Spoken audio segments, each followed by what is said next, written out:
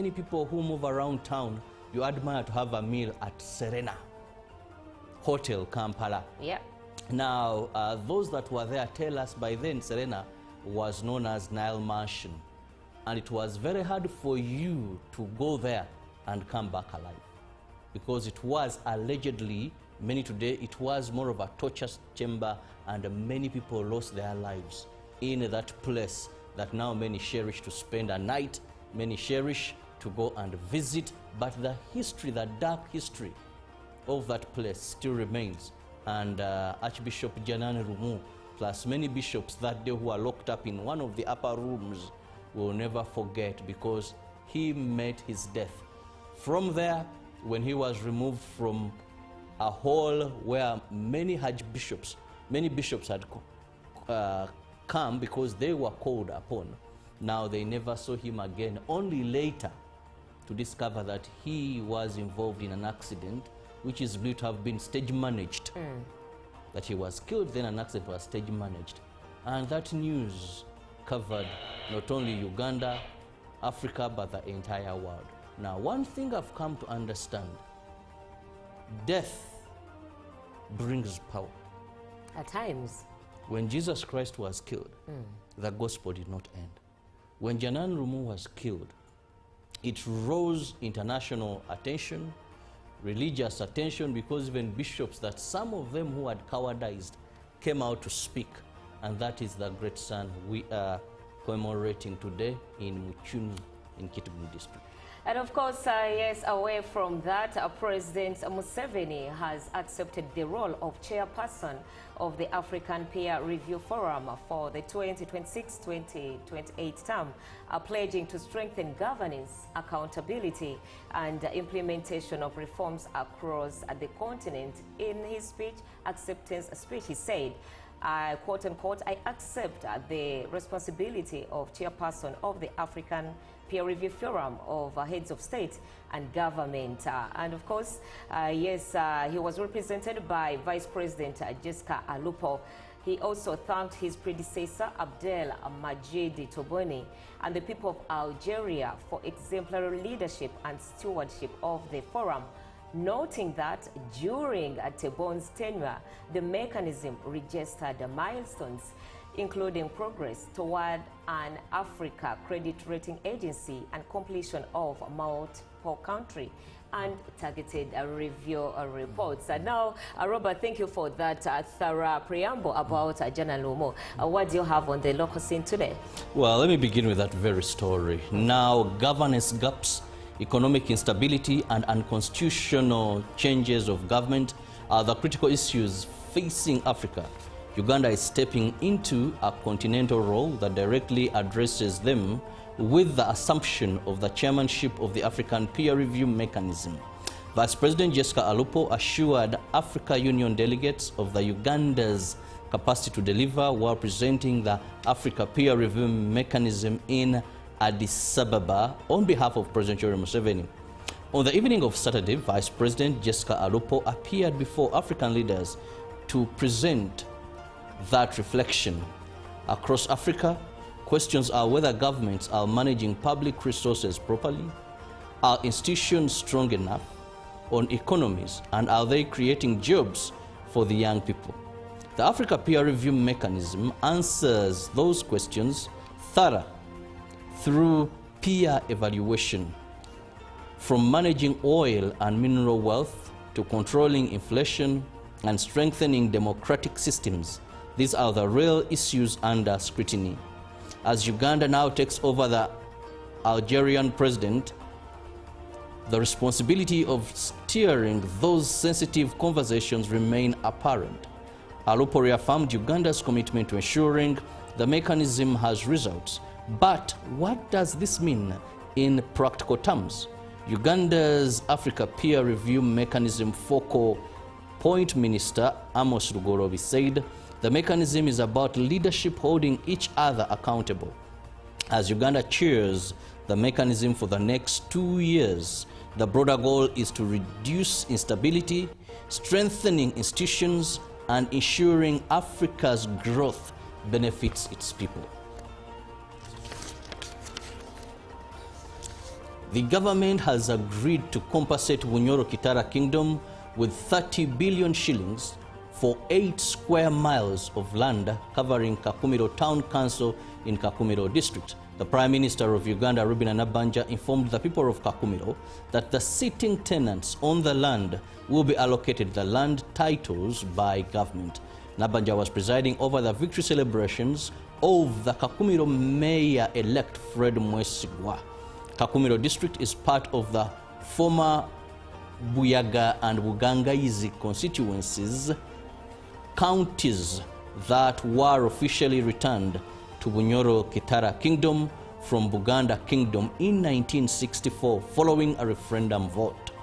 Land approximately 8 square miles covering Kakumiro Town Council was handed over to Bunyoro Kitara Kingdom by the government with its sitting bona fide occupants. Now, the Prime Minister of Uganda, Reuben Nabbanja, said that government has agreed to compensate Bunyoro Kitara Kingdom with 30 billion shillings for the square miles to allow the sitting tenants on the land be allocated land titles from government. The Premier, who is also the Kakumiro Woman Member of Parliament, thanked the voters for re-electing her to Parliament. She urged the people of Kakumiro to forget about politics and refocus on personal development. Members of Parliament have pledged to support all efforts at curbing sickle cell disease. The members of Parliament that included Kweni County, William Chemonges, said government needs to collaborate with civil society organizations to address the burden of sickle cells. The 2015-2018 National Sickle Cell Survey showed that 0.73% of the population has the disease, and about 17,000 to 2,000 babies are born with sickle cells each year, making it 75% to 80% who die before the age of 5. This implies that Uganda still has a high burden of sickle cells, a fact that necessitates directed efforts towards curbing the disease. Since sickle cells is a genetic disease, where one of the interventions is strengthening screening for people to know their sickle cell status and testing new babies. It is caused by inheriting faulty hemoglobin genes from both parents. Now, the Rising Hope International Friends took the sickle cells screening campaign to Parliament to show the need for legislators to support interventions geared at reducing the burden. The government of Japan has donated medical equipment worth 24 billion shillings to Soroti and Jinja referral hospitals. The move aims at strengthening health service delivery in the eastern region. While handing over the equipment, the Japanese ambassador to Uganda, Takuya Shashayama, reaffirmed his country's commitment to supporting Uganda's development agenda across key sectors, including health. He also emphasized the importance of proper maintenance to ensure the equipment serves its intended purpose. The donation, supported through the Japanese International Cooperation Agency, includes machines, electrosurgical units, general surgery instruments sets, laboratory equipment, operating lights, and dental x-ray machines. Jinja Regional Referral Hospital, one of the largest health facilities in eastern Uganda, serves a vast population across Busoga and neighboring areas and often faces pressure on its services. These assorted medical equipment by the Japanese government will help reduce the strain. Stakeholders commended Japan for the strong bilateral relationship and urged hospital management to safeguard the equipment. Well, that brings us to the end of our local stories. Let's see what is trending on the international scene. And of course, going on to the global coverage there in Gaza. 11 people were killed in Israeli attacks in Gaza on Sunday morning, according to Palestinian civil defense and health officials. The Palestinian Red Crescent said a strike on a tent encampment in northern Gaza killed at least 6 people, while another strike in the south of the Strip killed 5. The Israeli Defense Forces said it had struck terror targets in response to ceasefire violations by Hamas, and that militants had been killed after emerging from a tunnel into the area of the Strip controlled by the Israeli military. Both Israeli and Hamas have accused each other of near-daily violations of the ceasefire agreement since it took effect on 10th October. Gaza Civil Defense said 11 people had been killed in the strikes, while staff at the Al-Shifa hospital said a 12th person was killed in an exchange of gunfire separate from the airstrikes. The Hamas-run Gaza Health Ministry has said it at least has 600 people that have been killed since the ceasefire went into effect. At least 32 people were killed in a wave of Israeli airstrikes across Gaza earlier this month, and this is according to local officials. Moving on, Ukraine's ex-energy minister detained and has been arrested while attempting to leave the country, authorities have said. German Halushchenko, who was forced out of his government role last year after being among officials named in a corruption scandal, was reportedly apprehended while on a train leaving Ukraine. It is unclear why he intended to travel to. He was one of several government figures implicated in an alleged $100 million embezzlement scheme in November last year. The scandal threatened to engulf Ukrainian President Volodymyr Zelensky's administration, which swept to power before Russia's full-scale invasion on the promise to root out corruption. Zelensky's chief of staff, Andriy Yermak, his closest advisor throughout the war, resigned after his home was searched. Neither the president nor Yermak have been accused of any wrongdoing. The scandal has, however, increased pressure from the U.S. to hold elections, which have been suspended since the start of the war in 2022 due to provisions in Ukraine's constitution. The National Anti-Corruption Bureau of Ukraine said in a statement on Sunday that its detectives had detained the former energy minister while crossing the state border as part of the Midas case. Forging forward, regrettably, gunmen on motorcycles have killed dozens of people in dawn raids across 3 villages in northwestern Nigeria. Armed men shot locals dead, set homes alight, and abducted an unknown number of people in Niger State. Musa Saidu, head of the State Emergency Management Agency, told the BBC. The attacks on Saturday morning occurred near the site of a suspected jihadist massacre earlier this month, in which more than 100 people were killed in a similar ambush. Armed criminal gangs known as bandits have carried out attacks and kidnappings in Nigeria for years, mainly targeting those in the northwest, but reports of attacks in other parts of the country have risen sharply more recently.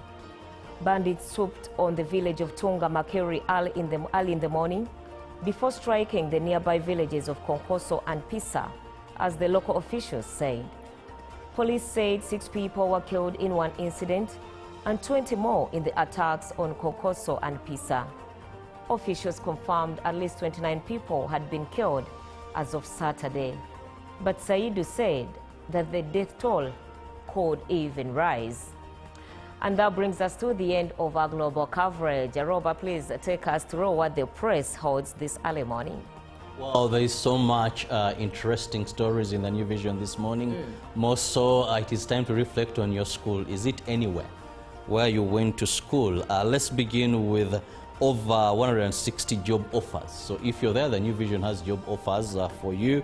And Pastor Kayanja invites Ugandans for the expo, but also traditional schools bounce back.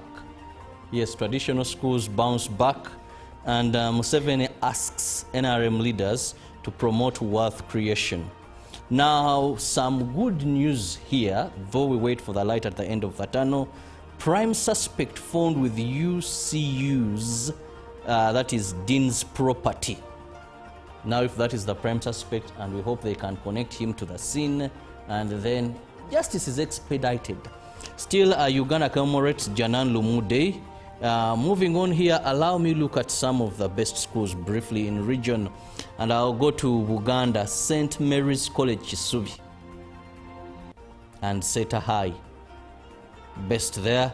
Come to Kampala, Mengo Senior Secondary School and Bishop Cipriano, something I can't see that very well. Now, when you move in well by region, you will see, but some of the students, there are schools that we have Samantha Naki Nawa, that is from St. Joseph's Nagarama. That's a traditional school in Mukono. We have, as usual, Jerry Elijah from St. Mary's SS Chitende. Now we also have schools like Seta High. As usual, this is also one of the schools that is doing great of late. It will dominate primary, it will dominate O-level, it will dominate A-level, but well, you can get yourself a copy and know how these schools performed and which schools were able to make the best out of senior 4, the students that were given to them. And swiftly moving on to Dar es Salaam, the citizen there, the heading there, the front page says, medicines, poison, or just a business, a rise of traditional remedies. Traditional medicines are not only holding their ground, in some areas they are flourishing at a pace that is difficult to ignore. And capital crunch across Africa puts startups to the edge, while property and land, why diaspora feels disadvantaged.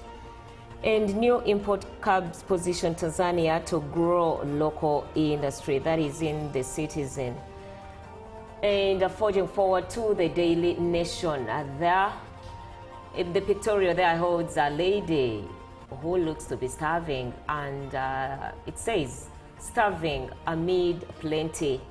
Official data shows 810,000 children face acute malnutrition, while there is an orange shut down there in the Daily Nation. You need to grab a copy of one of those papers so that you can have a deeper insight. And the Gazette today, as of 13th of February 2026, there is a table of contents there. And some of the notices to pay attention to. The Commissioners for Oaths Advocates Act Commission, to all to whom these presents may come. Be it known that on the 24th day of October 2025, Ahawe Rukundo Richard, an advocate of the High Court, was appointed to be a commissioner for oaths under the above-mentioned act for so long as he continues to practice as such advocate, and the commission is not revoked, given under his hand and the seal of the court. The 24th day of October 2025, that was the former Chief Justice Alphonse Chigamoy Owini Dolo. And another notice there to pay attention to is a place for celebration of marriage in exercise of the powers conferred upon him by the Section 5 of the Marriage Act. A church, Redemption City Church, RCC Limited, denomination Born Again, village Bwebaja, parish Kitende, sub-county Kajensi, county Uganda, district Wakiso, given under his hand the 5th day of February 2026, Minister of Justice and Constitutional Affairs, Honorable Norbert Mao. And another notice there to pay heed to, a place for celebration of marriage.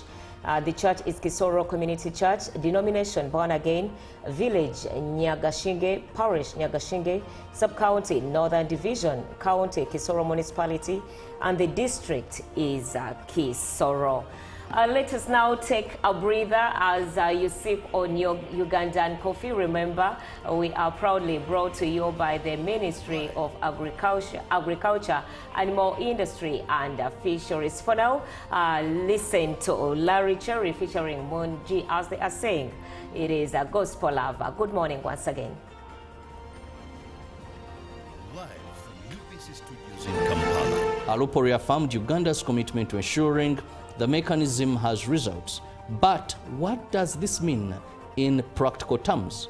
Uganda's Africa Peer Review Mechanism focal point minister Amos Rugorobi said the mechanism is about leadership holding each other accountable.